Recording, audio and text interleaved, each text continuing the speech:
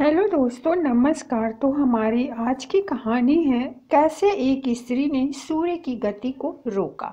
किसी नगर में कौशिक नामक एक क्रोधी और निष्ठुर ब्राह्मण रहता था। उसे कोढ़ की बीमारी थी। उसकी पत्नी सांडली अत्यंत माँ दुर्गा की बड़ी भक्त थी।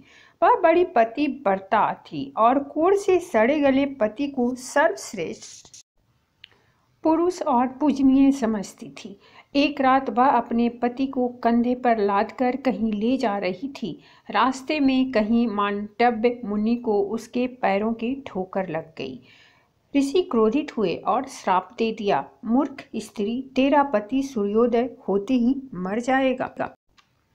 ऋषि के श्राप को सुनकर सांडली बोली, महाराज, भूल से मेरे पति का पैर आपको लगा। जानबूझकर आपका अपमान नहीं किया, फिर भी आपने श्राप दिया। मैं श्राप देती हूँ कि जब तक मैं ना कहूँ तब तक सूर्य ही उदय ना हो। मांडव्य आश्चर्य में पड़ गए। उन्होंने कहा, तुम इतनी बड़ी तपस्विनी हो कि सूर्य की गति को रोक सकती हो।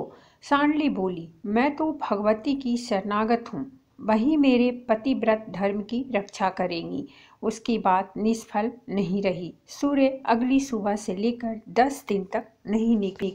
ब्रह्मांड संकट में आ गया। देवताओं को बड़ी चिंता हुई। वे अनुसुईया जी के पास पहुंचे। अनुसुईया जी सबसे बड़ी पतिव्रता स्त्री थीं।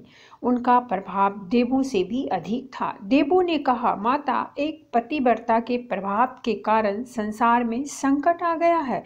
आपसे ज्यादा योग संसार में कोई और स्त्री नहीं होगी जो एक पतिव्रता सांडली को समझाकर उसका क्रोध शांत करे।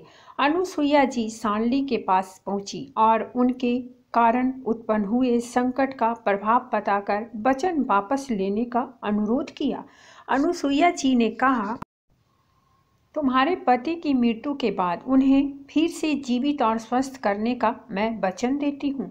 सांडली को भरोसा हो गया। उसने अपना वचन वापस ले लिया और सूर्य की गति को अनुमति दे दी।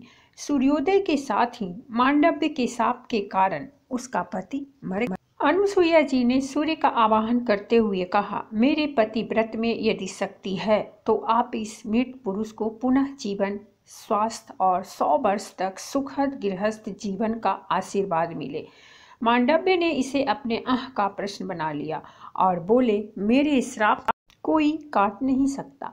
इसे जीवित करने का प्रयास करना व्यर्थ है। अनुसुईया जी ने भगवती का स्मरण किया। माता, मेरी लाज रखकर मांडव्य का अहंकार चूर करें। अनुसुईया माता की स्तुति करने लगी। माता वहां प्रकट हुई और कौशिक को जीवन और स्वास्थ्य प्रदान किया। मांडव्य का अहंकार समाप्त हो गया। मांडव्य बोले, आज मैंने 2 पतिव्रता नारियों की शक्ति देख ली। पतिव्रता स्त्रियों में स्वयं भगवती का वास हो जाता है। हे भगवती, मैं अपनी शक्तियों के अनुचित प्रयोग के लिए क्षमा मांगता हूँ।